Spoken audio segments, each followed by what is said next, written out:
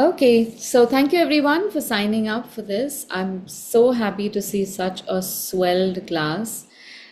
We have some old faithful members here. Malika, Archana. Archana is like the pioneer of this group. She has maintained this group from Canada for like 5 years, I think, and she has roped in a lot of people as well. This is a lovely time for people who are working, who want the rest of their day free and still want to practice. So we can continue at this time really well. Now, to give you an idea about what I'm going to cover in class, today is just going to be understanding the fundamentals of watercolor painting. We are through the month going to go through different aspects of these fundamentals, of course, and there is going to be a lot of painting. But today I want to just give you an overview of how we should approach watercolor painting. Now, it is, I think, everyone's perception that watercolor is the hardest medium. I have also believed that in the past, and I know where this comes from. Mostly, I think it's the idea that you cannot cover up your mistakes, and that fills us up with so much trepidation that we feel, forget it. Let me just go ahead and go to some acrylic colors, because at least if I goof up, I can cover it up.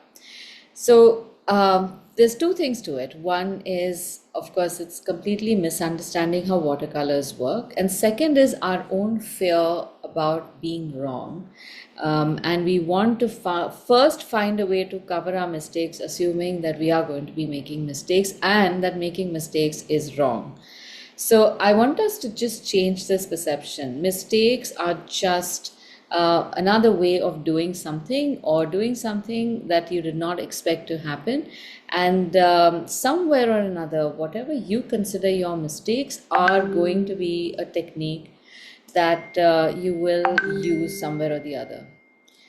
So, with this in mind, if something doesn't happen right, if I'm showing something and my outcome is different from yours, what I want you to do is just observe what your outcome is. Don't label it, don't say it's wrong, don't say you don't like it, just observe what it has become. You might be able to describe it as colors being too streaky or too dry or too patchy. Whatever it is, that is what it is. That does not mean that it is wrong. I have over the years realized that the moment you say something is wrong, you start blocking it. And then when you need it for some kind of technique, you cannot retrieve it, because in your head you said, no, this must be a different technique. There's no such thing. What your mistakes are today, tomorrow they will be some high-end texture that you will use and make your illustration really good. The other thing with watercolor also is that this is one medium that is, I think, markedly different from all other mediums. If you think about it, we start off our art in as children with crayons, moving on to color pencils, and then we move on to some kind of paint. The difference in these three things, and then further on, if you look at acrylic painting and even oil painting, is the fact that none of these mediums go and embed themselves or embrace the surface as watercolor does. So the reason for this is that paper itself is also made in water, and it is very friendly to water. So the moment you put water in contact with paper, it is happy to absorb it. That is its nature. Watercolor is pigment that starts becoming active because of water. So you can see there is that common connection. And all you have to do is bring the two into contact with each other. Whereas every other medium, you have to really encourage that medium to sit on the medium. So you have to press your crayons, you have to press your pencils, you have to dab your acrylic paints and your oil colors and pray that it sticks. But that's not the case with watercolor. And that is something, the moment you understand that, you will change how you use your brush and your paint.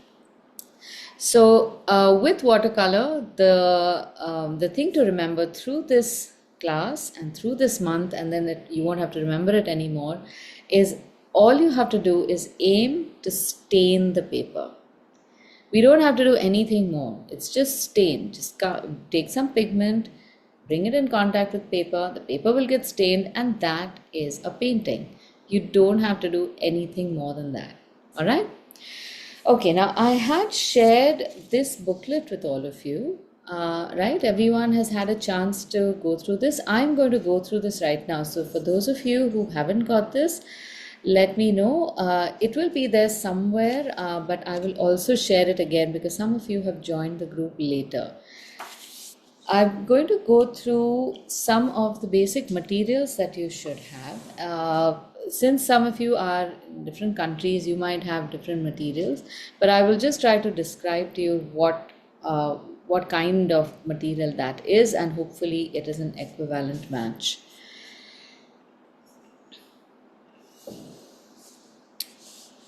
All right, so I felt the need to put this down because we have so much material available that you get a little lost when you go to an art store and you don't know what exactly to pick and where to stop. So, to begin with, you don't need to have too many materials to start watercolor. You can start off with something like this. So this used to be a basic kit that I would give my in-person class, which would have a 18 color watercolor set, cakes and not tubes, and I'll explain why. A set of brushes.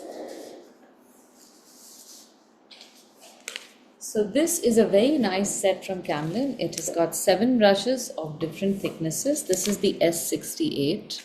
And these are round brushes. I rarely ever use flat brushes because my pictures start off on a very small format. Then you will get a book which is spiral bound. This is only for class, but other than that, all you need to look for is a 130 GSM paper. So I had a discussion with Rachna about the different kinds of papers, and I realized that this is something that you ought to know. What you get as watercolor paper is essentially a very thick paper which will have a certain amount of cotton in it. These are high-end papers, and you will find that many of them have a certain grain to it. Often these papers are recommended for watercolor because they are very absorbent. When we paint, we are going to be painting many layers. So you would want a paper that can withstand those multiple layers without warping too much. So the first thing we do is go and buy this a 200 or 250 or 300 GSM paper.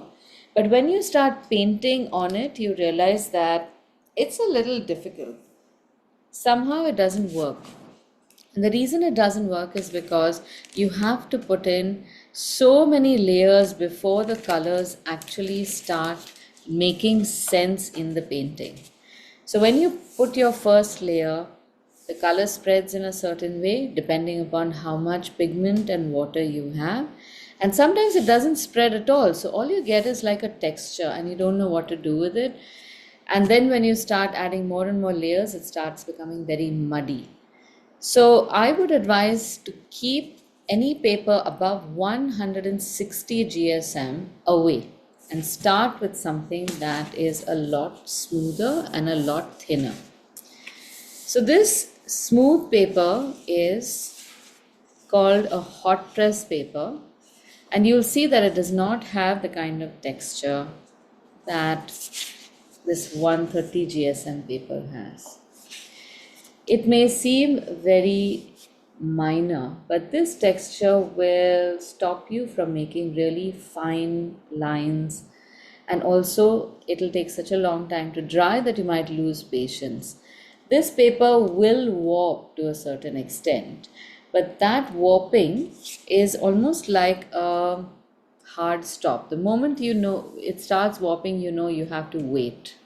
So we have a certain limit to how much we can work with this paper, but that limit allows us to do a lot. So that's our paper. So we have a drawing book, we have a watercolor kit, we have a water bowl or a water container. Use something that has a wide base so that you don't topple it over. You can also use some takeaway containers like these, and always keep two containers with you. One container is for dirty water, one container is for clean water, and as far as possible, even keep them in different colors. So you can use a black tub for dirty water, a white tub for clean water. When you are storing your art material, look for something like this, which is a roll-up pouch. Now, this is something that I made because our brushes are really precious. So you can keep your brushes well protected in a roll-up pouch like that. My pouch also has a flap in which I keep other small articles like a sticky tape, um, even sometimes my portable water container, and also the watercolor kit itself. So there is enough room for it to fit in, and then I just roll it up. Now, I would like to explain a little bit about the round brushes that are used for watercolor. These brushes are made, though they are made from synthetic hair, sometimes also natural hair, they are very, very carefully built to give us a very precise tip. So if we keep them in a box, often this is what will happen. Your box will start pressing again. Even if it's a large box, at some point your brush will go and bang into one side and start doing this. And then when you need it, you will have a brush that has its own mind, a tip that is doing its own thing, and you wonder what is wrong with this brush. It's not the brush as much as how well or badly we have preserved them. So when carrying them around, keep them in such a way that their heads are protected. If you get these little plastic protectors, that's great, but I have found that once you remove this, trying to put it right back in this is so painful, you'll end up damaging the rest of the brush also. So even something like that is fine. And then when you're done, if you are not going to use them in, or you're not traveling with them, keep them in a container like this where they are kept upright. The other materials that you will have in your pouch will be just simply our micron tip pens. A 0.2 or 0.2 and a 0.5 are good enough to start with. You can use a mechanical pencil, some regular 2B pencils. I keep a scale handy just because when traveling or something, it helps to draw lines. And that's it. So everything rolled up, tied up. And you don't need more than this actually. So I try to keep things compact. Of course, I land up carrying a lot of extra stuff that is not needed, but that is just, I guess, because we're women. So that is your kit. Then we have a drawing book that is spiral bound, 130 GSM. That's it. And you need rags. So now for rags, a lot of people tend to use tissues, but I would recommend using a soft old t-shirt or something so that it is really absorbent and you can keep using it for 20 years, nothing's going to happen. When it starts becoming really dirty, do wash these because the more you wash them, the softer they become and they're better for our soft brushes. Alright, so now that we have our material, here's something about brush maintenance. You know how to store it when you're carrying it. You know how to keep them when they are not being carried around. And a few things to remember is when you are painting. So the worst thing you can do for your brushes when you're painting is to leave them in a water container.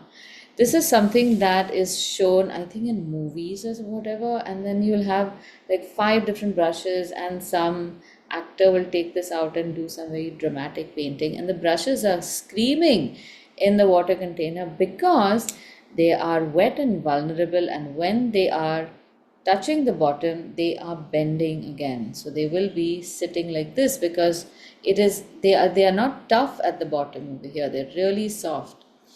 So when you are painting, the best strategy is to always wash your brush in the dirty water container, then in the clean water container, and wipe it in a backward stroke while rolling it so that you reinforce the tip.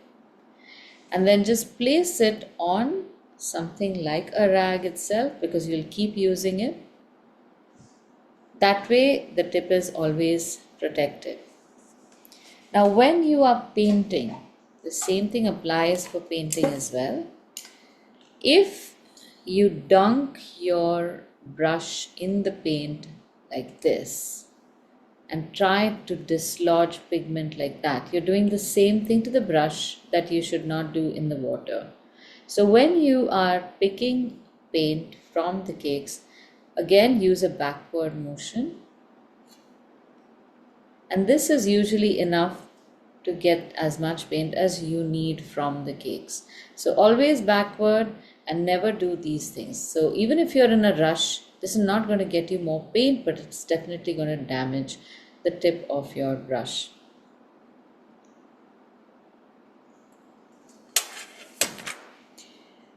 And the third thing is when you are mixing colors, if you hear this, that is the sound of a distraught brush. It's screaming. This is a brush crying out saying, stop it, stop it, stop it. So what you should do is this. You can work in absolute silence without damaging your brush. Any noise means something's going wrong. All right, so that is how you take care of brushes. Once in a while, you can wash your brushes. Just use regular soap and make some foam in the palm of your hand. And again, using a backward motion, you can wash your brushes like this. Press out all the soap. Dunk it in water.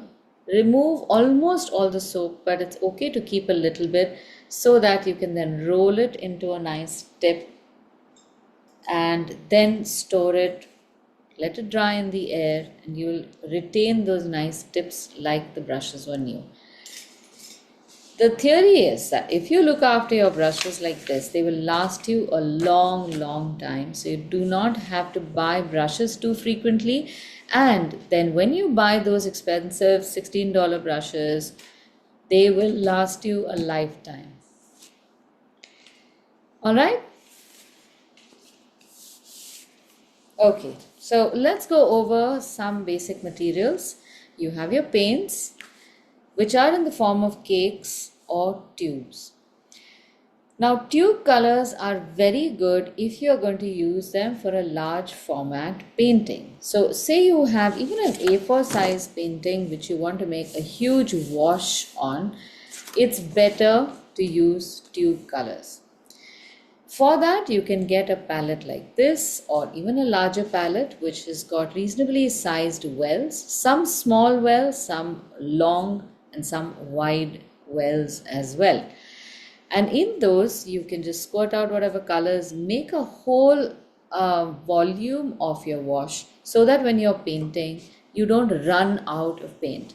Now, trying to create that much volume of paint, you have to keep dabbing into this, bringing color out, and it's just a much less efficient technique.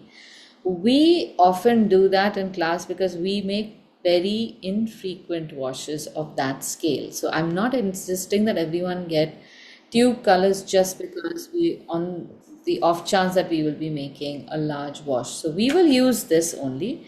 But if you do get tube colors, that is what you should use them for. Then when you pour them in the palette, don't wash the palette all the time. As you can see, there are so many colors in this palette also.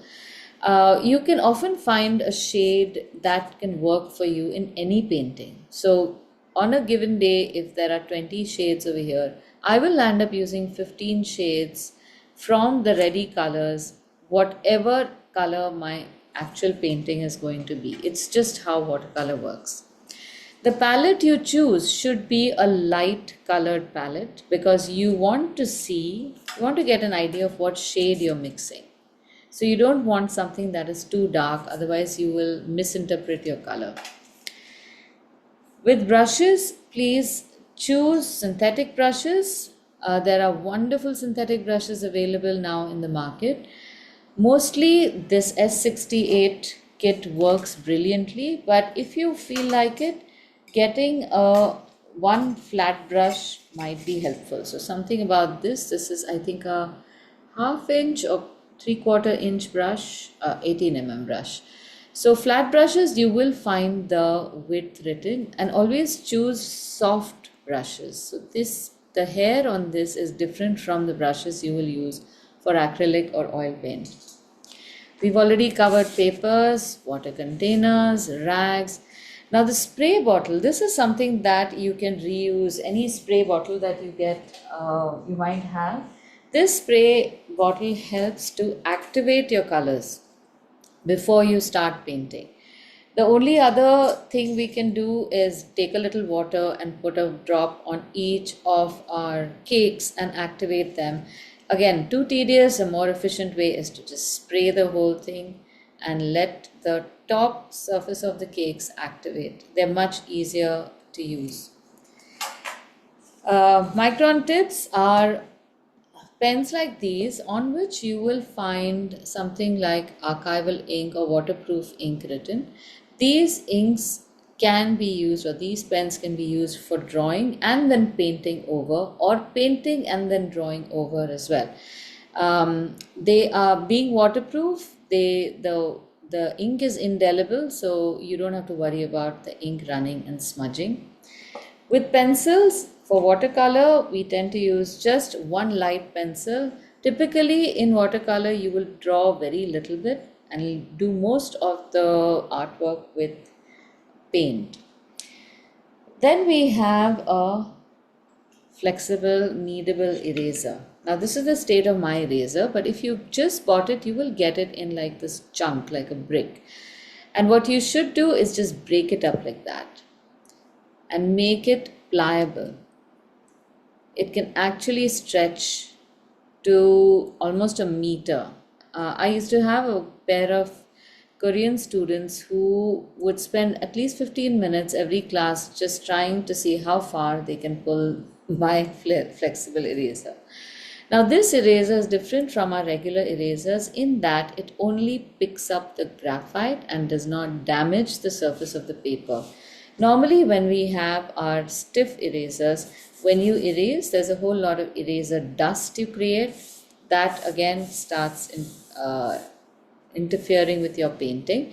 And often if you do too much of that, it starts removing a certain amount of fiber from the surface of the paper as well. This eraser can be used in 2-3 different ways. One is, the best thing is that you can make a shape and use the eraser only in the areas that you need to erase. So that helps a lot. This also can be used as a negative tool. So when you are doing just pencil sketching and you want to create white patches, you can use this in any shape you want and start making those patches. You can make a little bit of a ball here and start making these kinds of patches. So it's a very versatile tool. And then when we are when we want to watercolor, if we have made a drawing, you can actually just roll this over the graphite and pick up all the graphite without having to go back and forth, so you don't smudge that line further.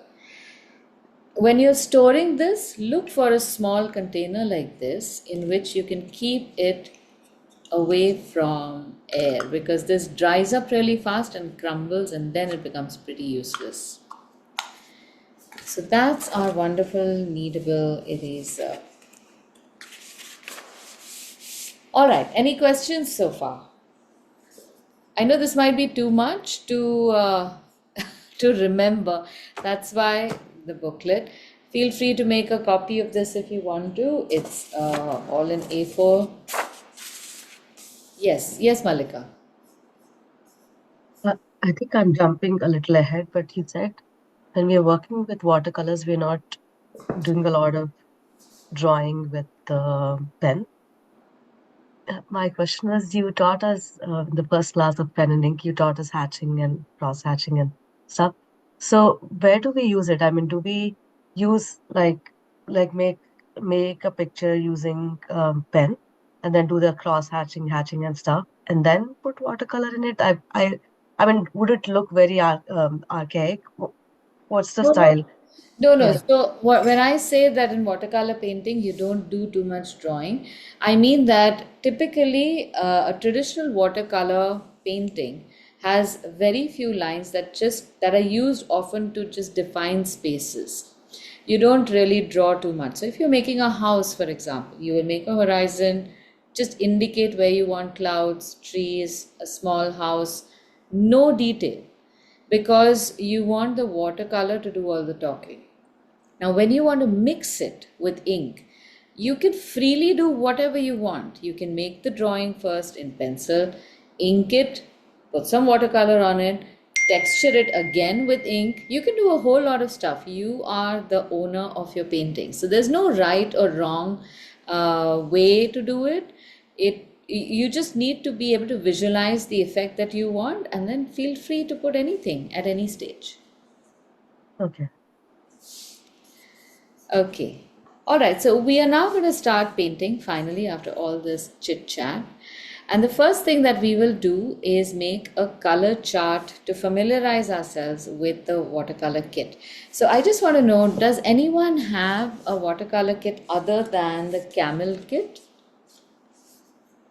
So I recommended a C18, but it's possible that you might have a 24 color. Deepika has a different one. Okay, anybody else?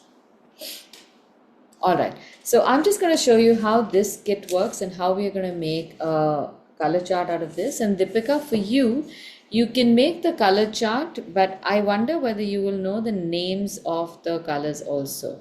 So if you do not, we'll solve your problem in a bit. Maybe you might find a solution from this explanation itself, but if not, then we'll work something out for you.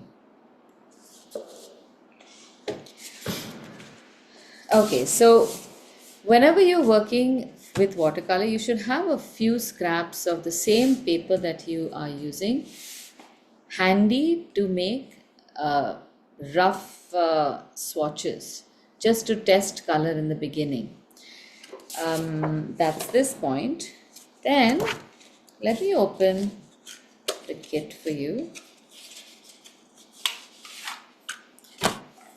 I've had this particular kit since 2019 in my gift starter kit, and I'd forgotten about it because I have been using this kit for all these years. So, all I'm trying to say is that these colors go a long way. A new kit will have a card sheet which is often used to test color, and you will find this sheet which I remember as kids we would just crumple up and throw away. This is a very important sheet. This gives you the names and numbers of the colors, and this is what will make you familiar with the different shades. Each shade is very, very important to understand how any kind of painting works. So, what we're going to do essentially is create a chart that fits in this space, and we are going to make little tiny swatches of all these colors with a little room around them so that we can write the name and number of each shade. Now, if you have a book that you're using, from the back of the book, we are going to tear out a small piece of paper. This paper should sit inside your watercolor kit. So here's what I do. I use this card sheet as reference and I will fold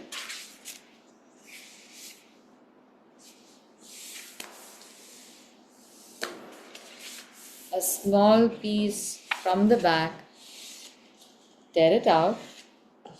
Now, one standard instruction that I have in class is whatever you do, even if it is like taking notes, making this chart, you have to practice to make it very, very beautiful at all times. That is what your intention has to be. To make anything, any artwork look beautiful, the first thing we have to do is think about a composition. So you might say, why do I have to think about a composition? This is just a simple chart. But even in this, a composition merely means that you have given thought to all the elements that are going into your chart. So we have this card paper, or our art paper, and then we have the kit, and the paper is slightly longer. Our instinct is just quickly cut it up, get rid of it, but no, just think about it. When you put a sheet on this, it is usually very difficult to take it out. You will struggle. So,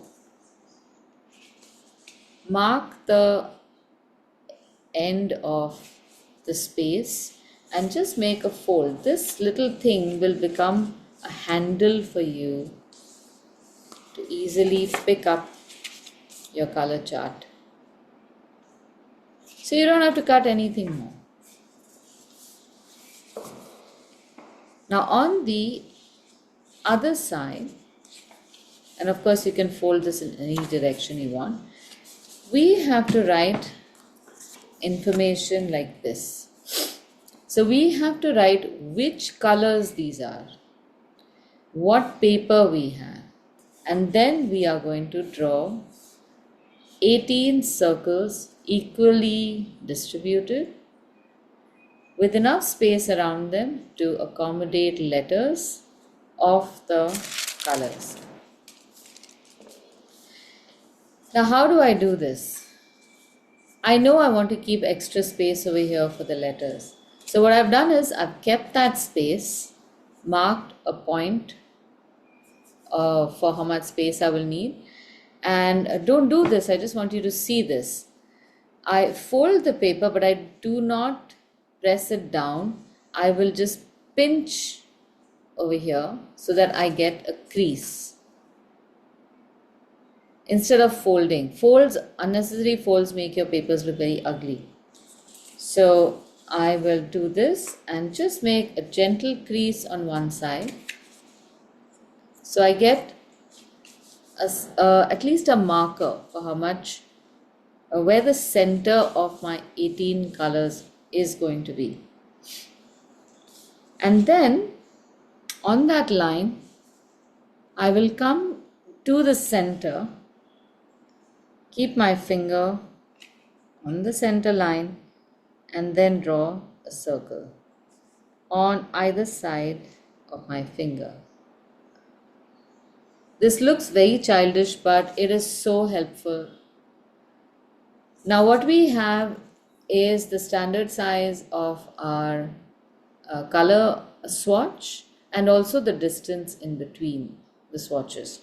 So we can just literally, like in school, one finger distance and draw circles in one direction. Repeat the same in the other direction.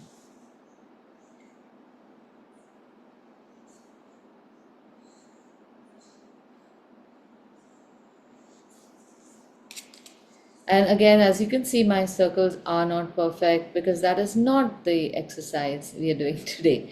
So don't worry about that. And now just repeat the circles on either side.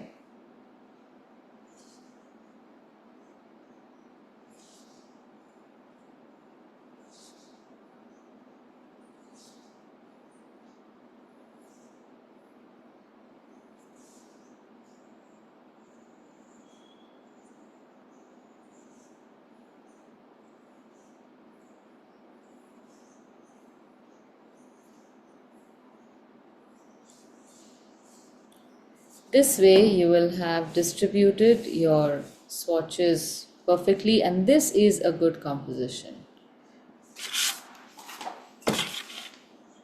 And now all you do is start painting each color in its corresponding circle.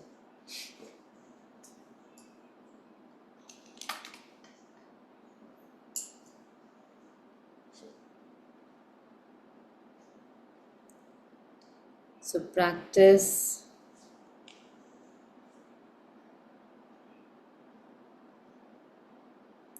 pulling the color like this.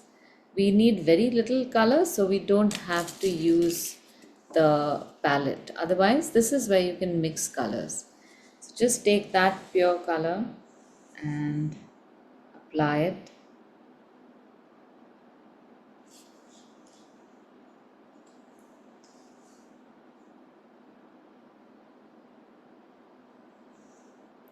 Take a little pure water, clean water.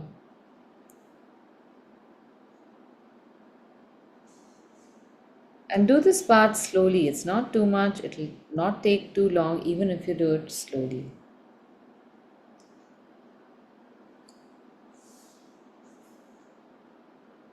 Now, if you're anything like me, I can do some really comical goof ups, like I will paint all the shades, and then when I'm writing the names, I may skip a line and write the wrong name for the wrong color. I have done it. So, just to safeguard against it, those of you who think you might be capable of this kind of talent, when you make 3 colors, just write the names and finish it off. So, the first 3 are lemon yellow. I'm going to write them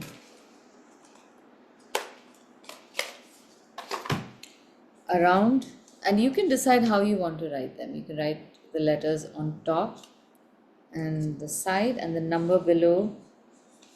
So something like this. Most colors have got only 2 words. Oh, my pen is not working.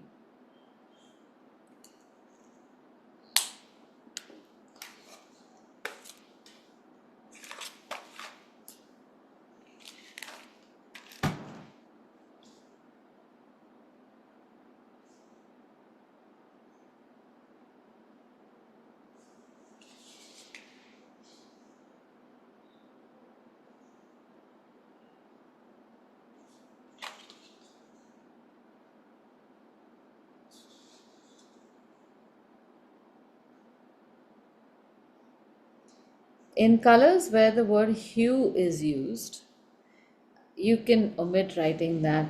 It doesn't make a difference.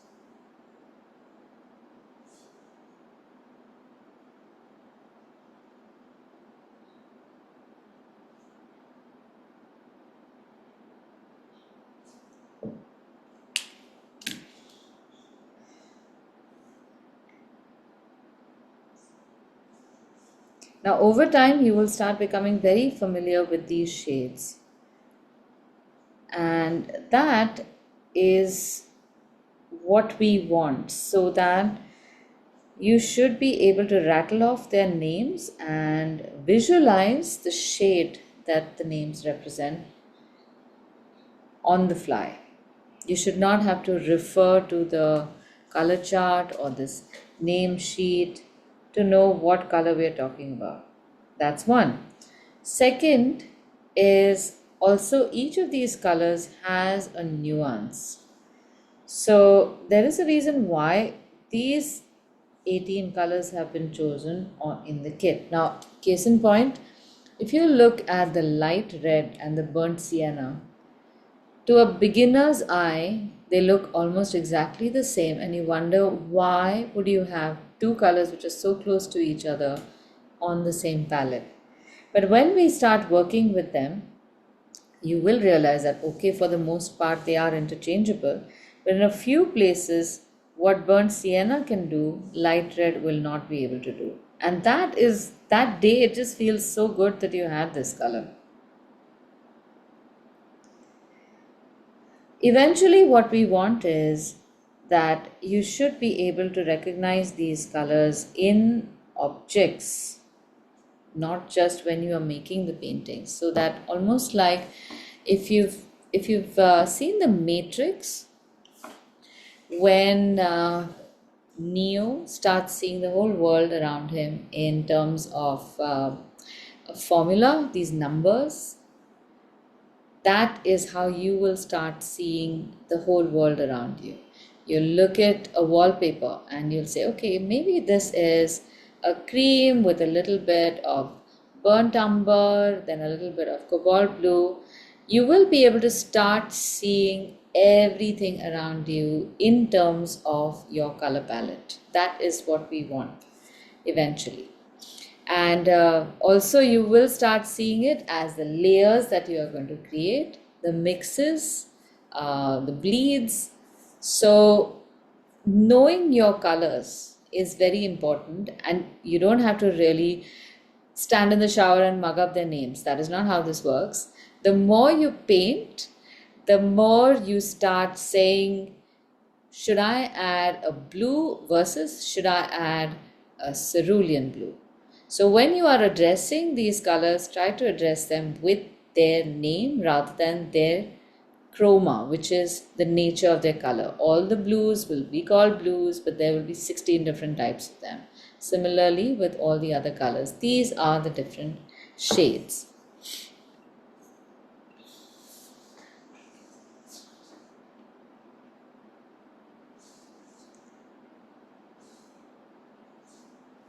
So, in today's session, I am assuming that everybody would like to know the details of watercolor. So, I may go into depths that you might find very obvious, but just bear with me because once we cover all these points, it will be a lot easier for me to go back to these references and I'll know that all of you know exactly what I mean.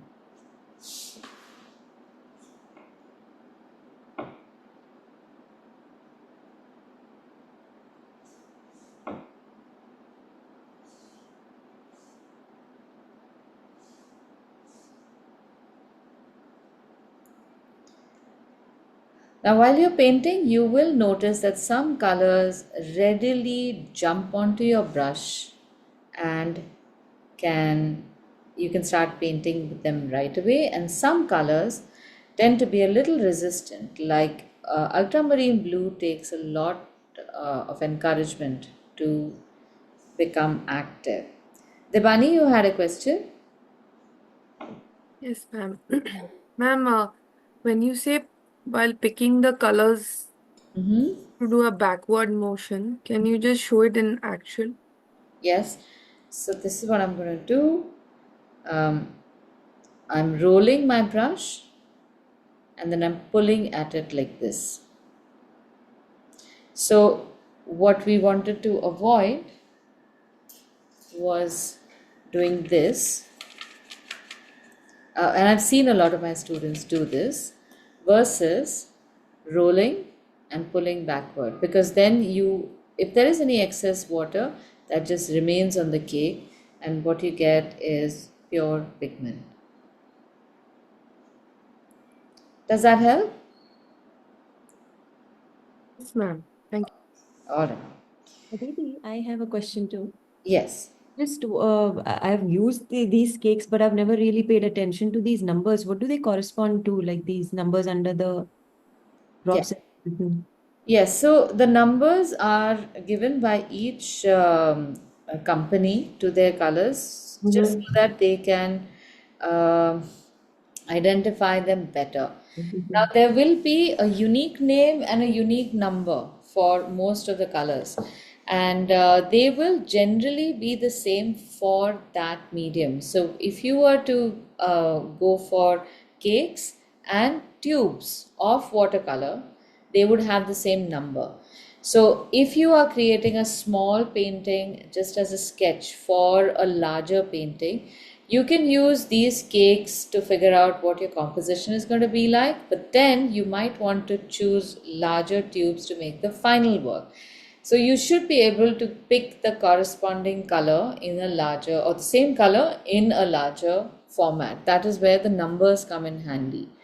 When you start buying more expensive paints, you can actually just buy one cake at a time. And those cakes are also really expensive, but the pigment is very high end, more natural pigments, so they become a little prohibitive for beginners. We don't need that expensive painting at all. So when you go to buy those, as your kit runs out of color, you can just buy individual cakes. And again, there specifically the number can help get the shade that you need. You might go in saying, I want like a burnt umber of some sort, and they might have a burnt umber light, burnt umber dark, and then you just get very confused. So the number is the one that helps a lot. I have seen this, but that, I mean, to my mind, I felt they might continue the same thing in other mediums also. Acrylic and oil should also be the same, but that may not always be true for all companies. So that you can check out. That's all the number is for. Thank you. And also, just so you know why the numbers are the way they are given alphabetically. So you will have black as 016, and you will have white as 478 because black starts with the B and white starts with the W. Thank you. This is good fun fact. Yes. Oh, tiny, tiny details make all the fun. Okay, now you can write the names later, or this is a quick exercise, it's almost done. Now, when you want to write the title over here, again, you can of course just take your brush and make a very casual lettering out of it, that is fine. If you want to make it really formal, if you are the types who gets a little nervous when it comes to lettering, here's a trick I'm going to teach you. First and foremost, draw two lines on which you are going to accommodate the letters. So this is the height of our letters.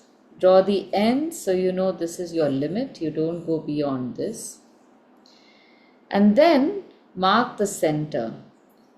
So this is going to be like the anchor point for the center letter. Our kit is a camel artist watercolor cakes, 18 shades, 300 C18. We're not going to write all of this. We're going to write camel, watercolor, you can write watercolor cakes, and C18. That's all we're going to write. So this part is going to be camel, and what I normally do is make blocks for each of the letters that I want to write. So on either side of the center line, I'm going to make a block, and this block is going to contain the letter M. The whole block will contain it. And this line in the center was meant to just give me the point at which the center exists. Then on either side, I will also leave some space and then make the next block for the next letters on either side. Then again the same amount of space and the next block. So when we are doing this without measurement, some blocks may become big, some may become small. Those you can adjust just visually, and that should be fine. Now, once you've made these blocks, you don't have to write the letter, really speaking. But if you feel you want to, just go ahead and write the letters in pencil and then try painting the letters. So use your favorite color. Mine just tends to be red for lettering. And everywhere else I'll use blue, but for lettering I will use red. And try writing, making strokes in the direction of your hand. So I won't write like I conventionally do. Now this is something that I teach in the lettering class. But downstrokes and strokes going towards the size of your writing hand. So if you're a left-handed person, you can make strokes that go towards the left rather than the right, because pulling a stroke is easier than pushing a stroke in the unnatural direction.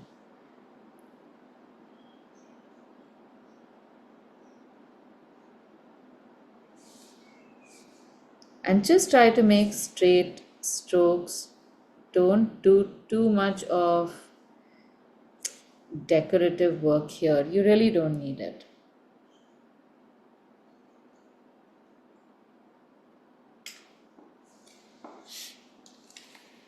Then you can make another line if again you're scared that you won't be able to make or write in a straight line, and we will write watercolor, watercolor cakes, C18.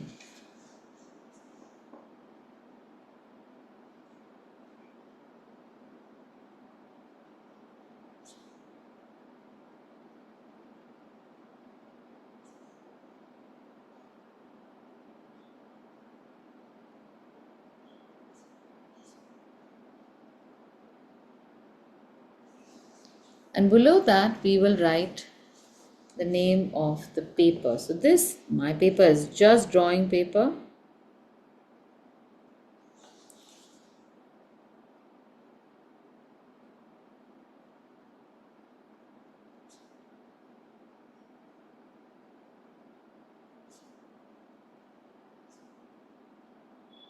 Sometimes you will have brands.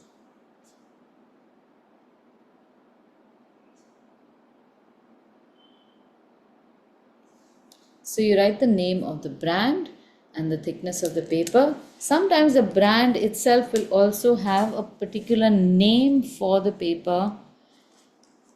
You write that name. So here you can write Fabriano, cold press, aquarelle, 300 GSM. You can also write the size if you want to. So all these details are important when you're choosing paper, except for the cotton. This is just something that you know and you choose, but if you want to, you can also write this.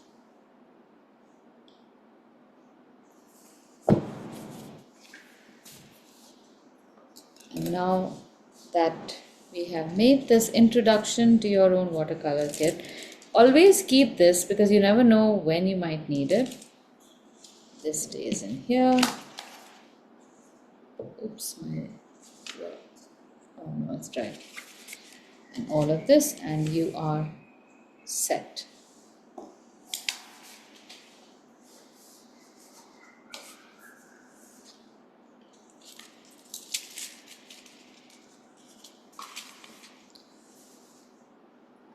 Alright, so this takes care of our color chart.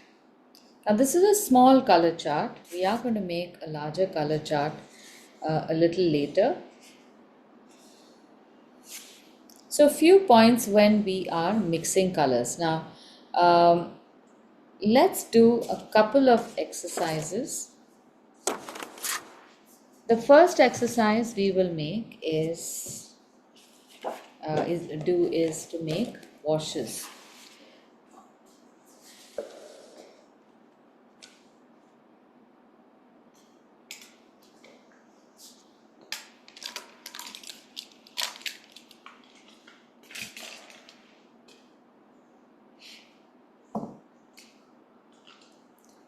So the process of painting with watercolor is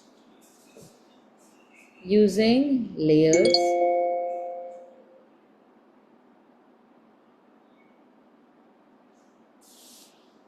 and layers can be in washes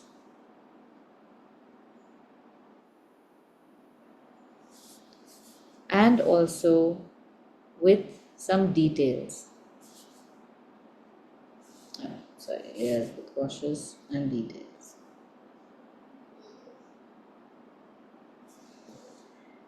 So you can keep layering wash or detail or wash or detail. Ideally, multiple washes and a few details in the end is what you would want to do. So in order to create these layers or these washes, we have to understand consistency of paint.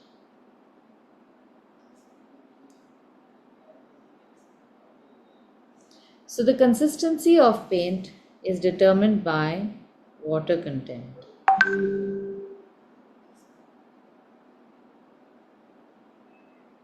How much your paint is going to run on the paper. And with this consistency, you will have a shade.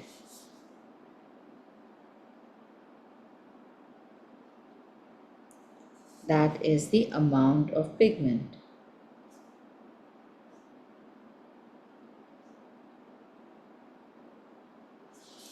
So when these two interact, you will get a particular color which you will use according to whether you want to make a wash or a detail out of it. So let's try this thing. In order to make a wash, you need a lot of water, and you may make the wash with a lot of pigment in that lot of water or very little pigment in that lot of water also. So let's take a little bit of cerulean blue. This is a very easy color, blends really nicely with water. Take a little bit in your palette. Add some water. And a new palette will cause the paint to bead up like that. And that's only because there is a nice coating on the lid, so it's not going to do anything much. But as you move this around, you will start seeing that your paint is quite happy to jump around, roll around. This is a nice wash consistency. We are going to make a small patch about 2 inch by 2 inch. So you have to just ensure that at the start of making that wash, you have enough medium so that you don't have to go back into your palette to make more color. Because in making that color, your shade is going to change. Nothing wrong with that, mind you.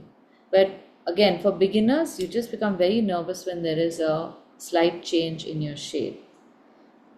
So what I normally do is I just run my brush around an area that I want to paint, about the size of that area, on the palette itself, and see if my paint is going to cover that much. So when you are making your washes, this is the process you're going to do. You're going to load the brush, paint on the paper, that is going to remove pigment and water. Then you are going to take some water, rehydrate your color just a little bit, roll it around, reload the brush, and then go and paint again. So we are going to keep adding a little bit of water, otherwise this will completely dry. When you're making a wash, hold your book and hold it at about a 45-degree angle. It doesn't have to be exact, but a 45-degree more or less is good enough. And I want you to observe this. Don't paint with me, just see what is happening on paper here. So when I have a fully loaded brush, I'm going to just gently touch it to the paper. And because of that 45-degree angle, some of that pigment is going to start coming towards the bottom end of the line that I have painted. And all I need to do is continue to give that line a new place to sit further and further down on the paper. There is no rush. You can do this very slowly. And again, theoretically speaking, as long as this bottom edge is wet, you can go and run errands and come also. Nothing is going to happen. So go slowly and remember to refill the brush before it dries up. Your brush in this case is like a vehicle. You do not wait for your tank to completely dry before you go to the gas station to fill it up. So you will not do that to a brush that is making a wash also. And as you come towards the bottom, you know where you want to end it. You will bring the paint down without reloading. without going back to fix anything and say I want to stop my painting here, I can just keep my book flat, so then this color will run back into the paint. Now if the rest of it has dried up, I will wipe my brush. Don't wash it, just wipe it, and with the damp brush I will just hold a few hairs close to the surface of the paint and it will start coming back into the brush. Lift it, wipe off again, lift it, wipe off again, very gently. Don't press into it too much. And only a few areas is fine, so that you don't leave white patches afterwards. Okay? So So, see, this color seems light. When you were dipping and filling the bottom again, it was just dipping it in water, right? Not in paint. no, paint. This paint is very light. It looks really dark, but Okay. because there's a lot of water and the pigment is right now all over, Okay. and it's a smaller area, but it will become pretty light. Okay. Right.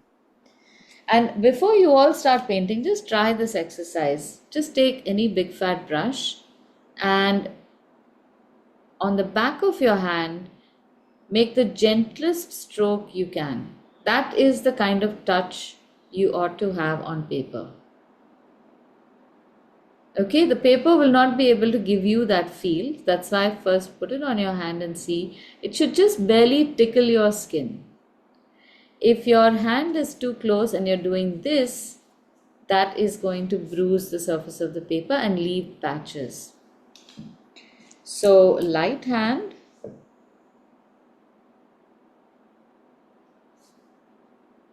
Hold the book at 45 degrees. Now, don't hold me to that 45 degrees. Even if it's 40 degrees, it's fine. If it's 50 degrees, it's fine. As long as you can see that little wet line at the bottom. Go slowly.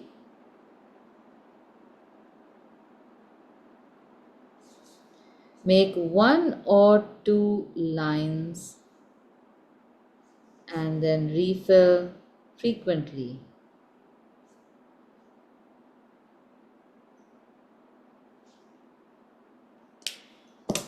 Okay, give it a shot. Those of you who find yourself becoming nervous a little bit, don't bite on your lip, uh, don't hold your breath, relax and let your hand just gently flow.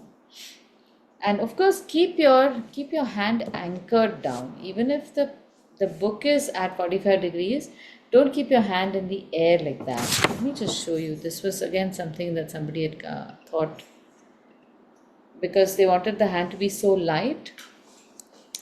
Sorry, they were holding their hand in the air and painting, and that made their hand shiver even more. So keep your hand down, hold your brush a little far away, and then paint. This is fine. We're not making a very big painting. For large paintings, you will be holding your hand up and painting, but not for this.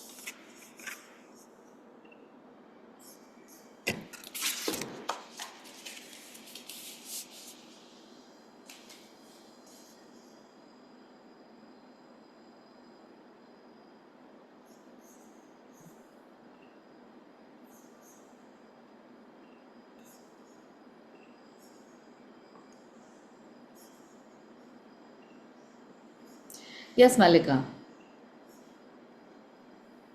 I had a question. So when you do, like when you first start doing it, you do like a couple of lines and then you would reload. I mean, this is a stupid question, but when you reload, you said we have to put more water in, right? So, no. So it's not more water. You hydrate the brush again. So don't put too much more water in the wash. When you've painted those first 2 lines, the water from the brush goes onto the paper, right? And then that dry brush is going to go into your pigment. That means it is going to take away more water from there than pigment. So you might over time have less and less water in your pool of color, because the brush is going to pick up water and then you're going to Yeah. paint with it, and a little more pigment than water is going to be left behind, and that whole pool is going to become drier and drier and drier. Mm-hmm.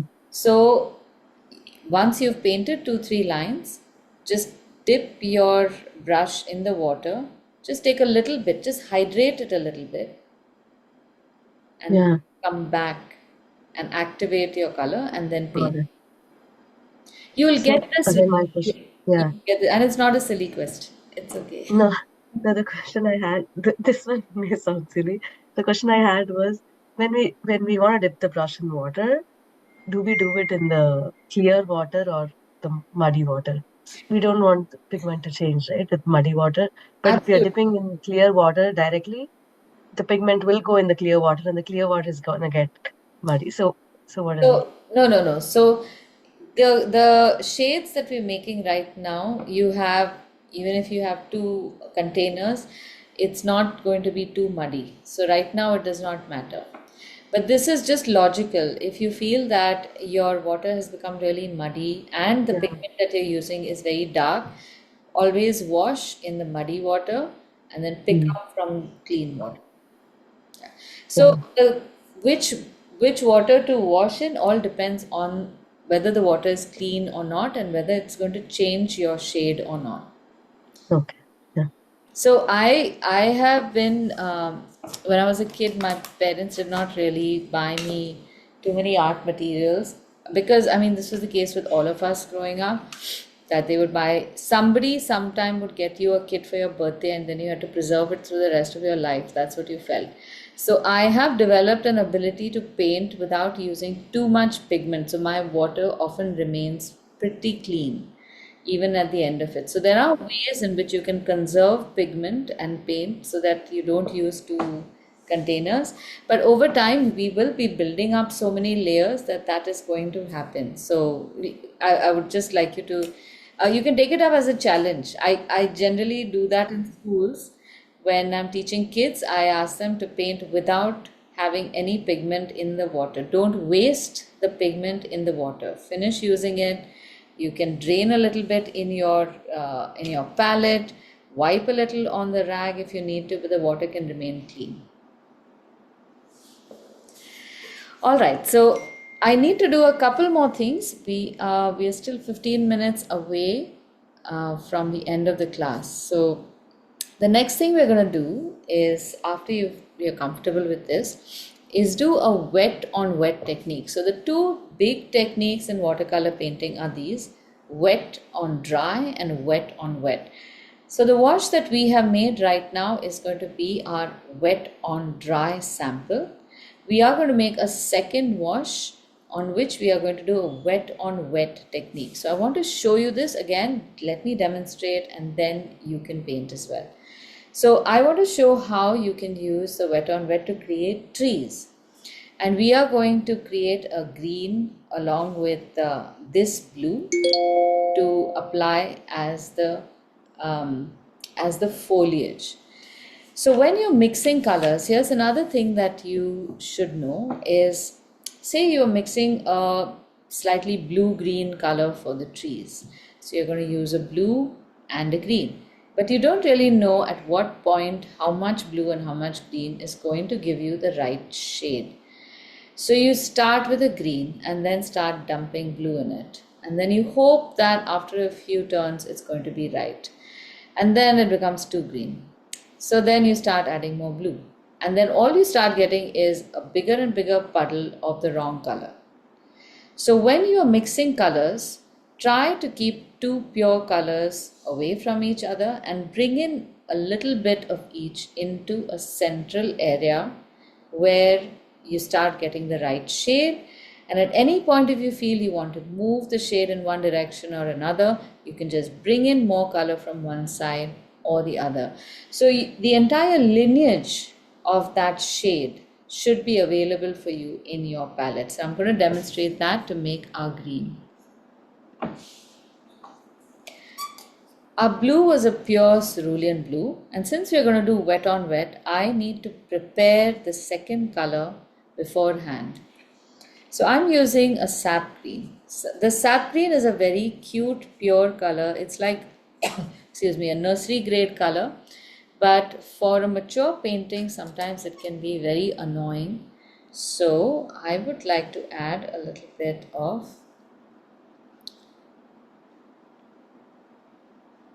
what color is this? Yellow ochre. Okay, so just a little bit of yellow ochre. This is becoming a lighter shade, so when we make our wet on wet, it won't be as intense. This is going to just be like a little foggy background that we're going to get with trees. The consistency of the second color is not as runny as the wash, because if our washes, so if we put a second color that is just as wet as the wash, it is going to just, all the pigments are just going to be running all over the place, and you just make a big puddle. It's going to happen, so watch out for that. Now here I have to work a little faster, and I want a larger area of my wash to remain wet. So just observe this, don't paint with me. We'll have time later on, but I want you to see what I'm doing. Since I don't want this to dry too fast, I change the angle of my application so that the color still remains in the previous part a little wetter, doesn't quickly come to the bottom, and I get some extra time for the surface to remain active. I'm moving a little quicker also because I need to add the second color there. Okay, now I had held the book a little flatter, so then there is a little bit of wet. Don't touch it, just look at it from an angle so that you can see its sheen. Now for the wet on wet, you need the color to be damp, not wet. Look for dampness.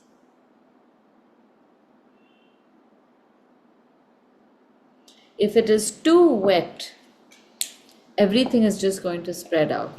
So I'm going to move this. This is all too wet. When my pigment is running so fluidly, this is going to be too wet. You will know this soon enough. Now I'm adding my green in certain spots, and I'm allowing that color to just do its thing.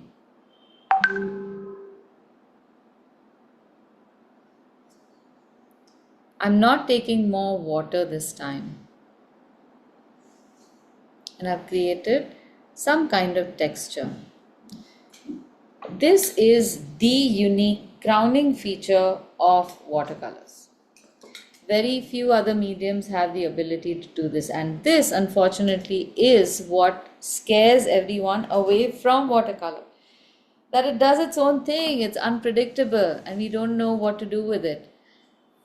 So I added water to one section, and the pigment just spread almost 200% around it. So when we are making something like a tree or a foggy scene, we don't have to paint the entire thing. You have to just paint in strategic places so that you can create this effect. All right, do you want to try it?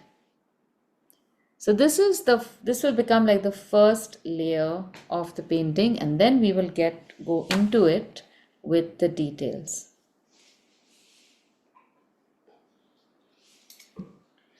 Okay, I'm going to use my damp brush to pull away some color.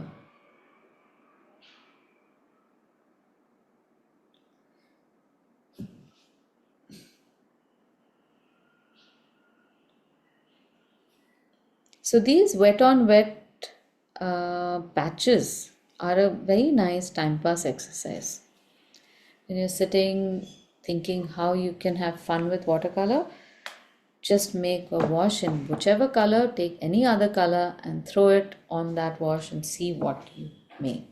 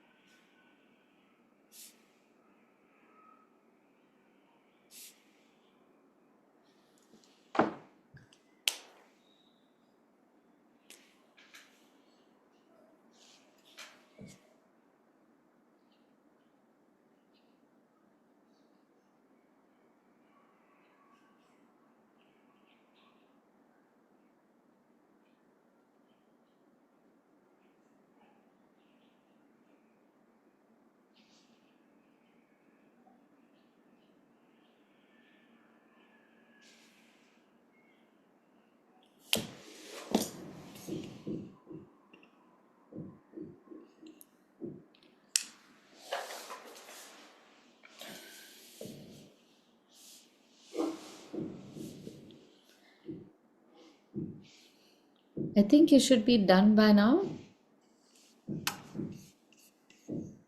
Just make sure that you're not going over and over trying to correct it. You need to give a little time for the second color to do its thing. It won't, it's a very sluggish movement. So let it take its time.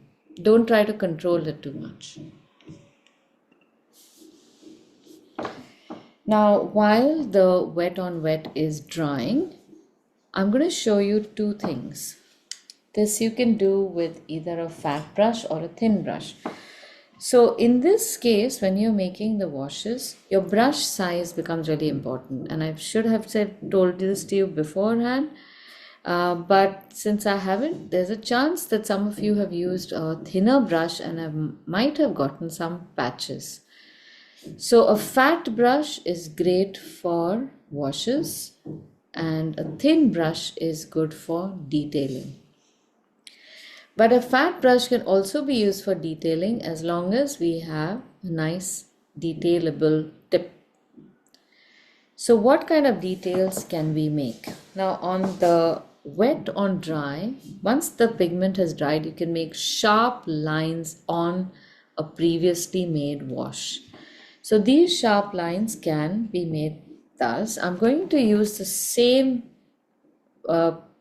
pigment that we used for the wash, but this time I'm not taking as much in my brush, and this is to demonstrate that a wash consistency can also be used for detailing. So I'm going to make a pattern on this, and because there's such little pigment in the brush and very little water, it's going to be a very subtle pattern.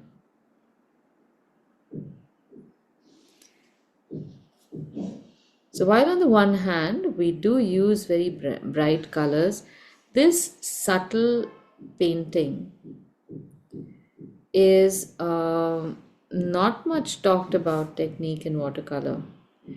There are so many little details that you can create using very subtle painting.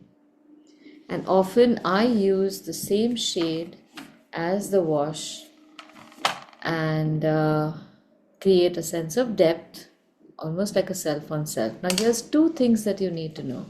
What we've effectively done here is glazing, where it's like taking two translucent pieces of glass and putting them one on top of the other. You get a different shade. Now, here we have a very light blue. On top of that, we have a slightly less light blue. And if you keep doing this over and over and over and over again, God knows how many 100 layers you might have to make, but you can get to this shade just by layering the same thing over and over and over again. So two ways of using that wash consistency in one space. But what you see also is that once the bottom wash has dried, you get sharp lines and you can create more interesting patterns with this. Now, the next one we will do is take a very dry consistency,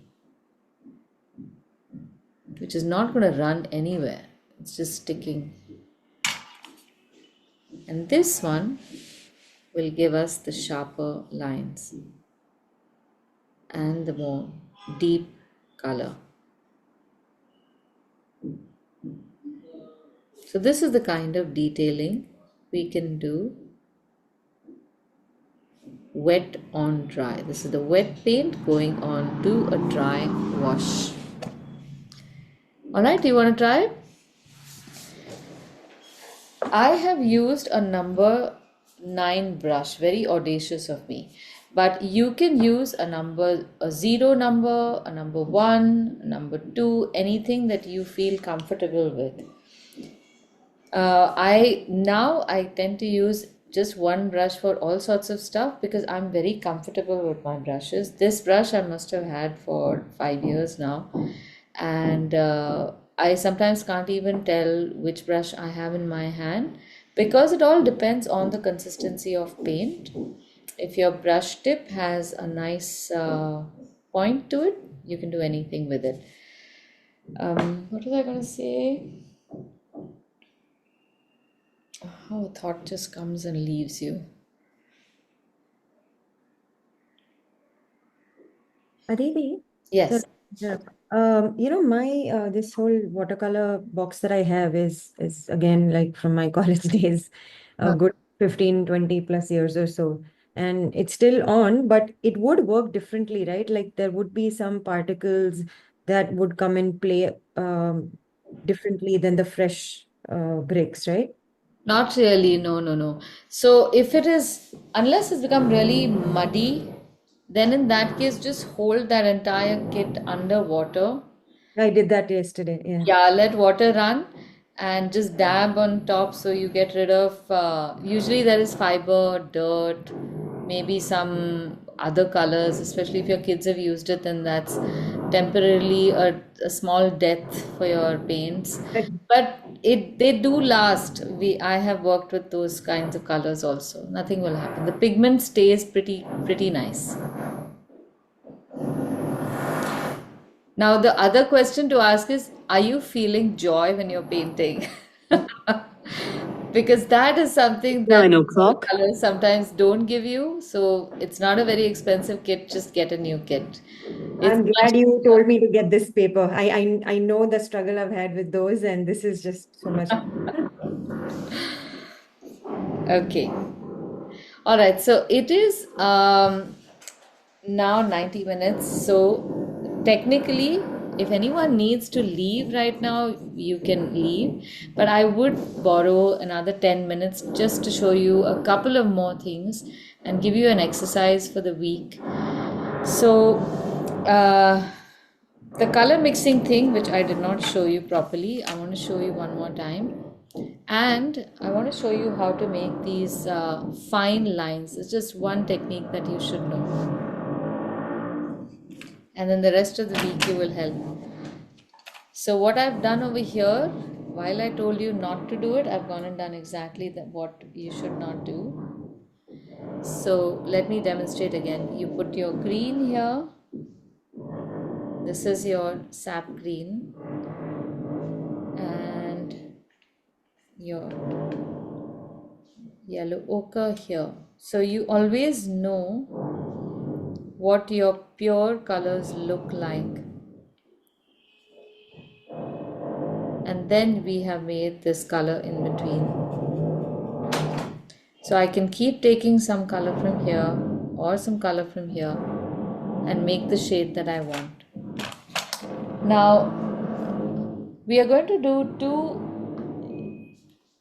brush techniques just below here. You can make a couple of boxes about an inch by inch and a half maybe.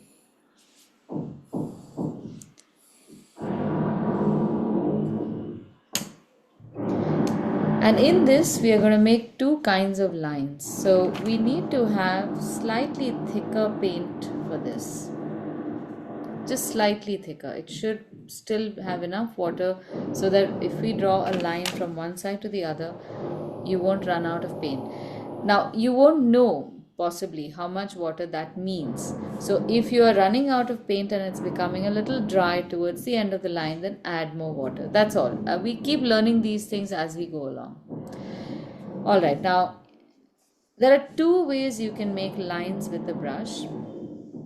If you hold your brush parallel to the direction of the line that you are making and just touch the smallest tip of the brush, you can make a really thin line.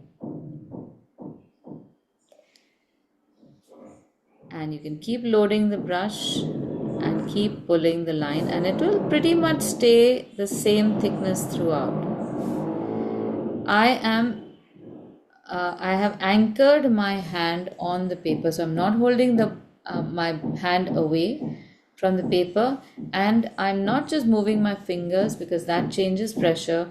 I am moving my entire hand along the length of the paper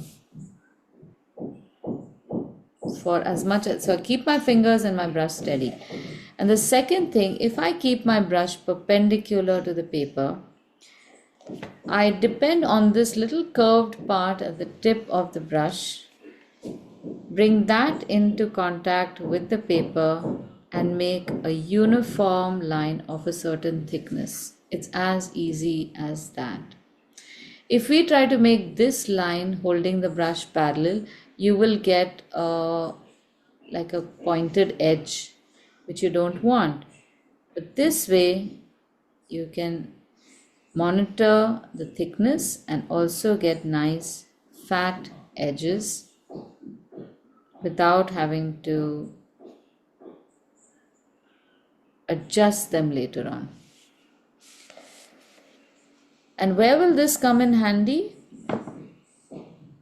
We can make trunks and branches in this section,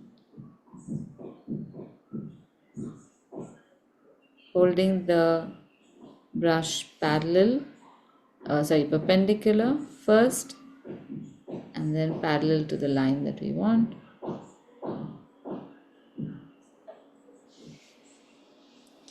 And then you can also change the pressure sometimes. So I'll reduce the pressure as I go up so that I don't get one big fat line like this.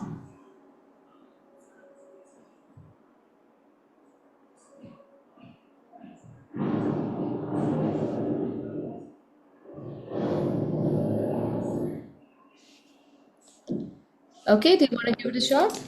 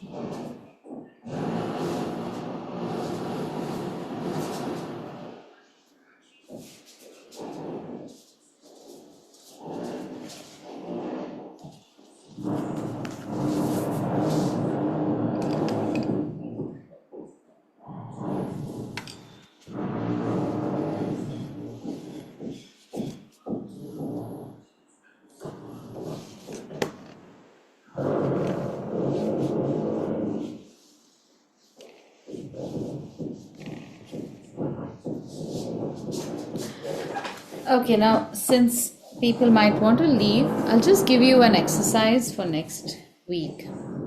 So I want you to make a chart like this, a color chart, in which we are going to start mixing colors. So we have 18 colors. People who have 18 colors will make a chart that is a 19 square by 19 square, because we have to keep one square blank on the top left.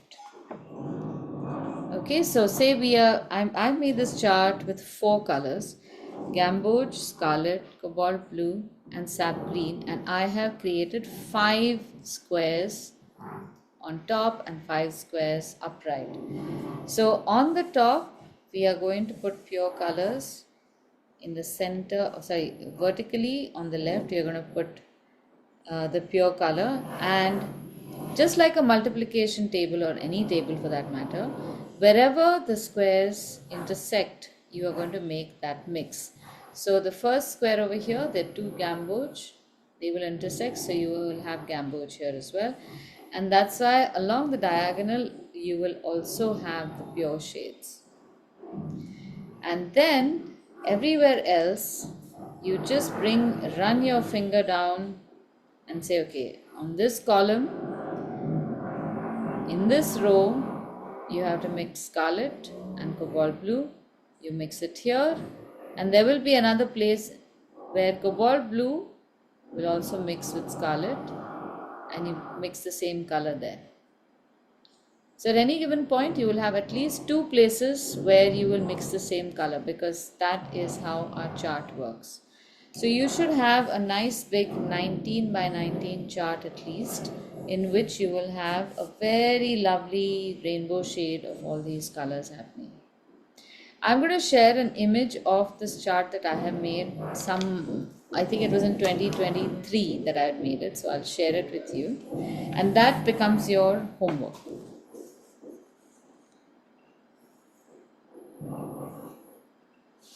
Okay, so I will share that chart so you're not too confused, and make the colors over the week. You don't have to do it all if you can do it all in one shot, great, but I find that sometimes it gets so strenuous trying to do it.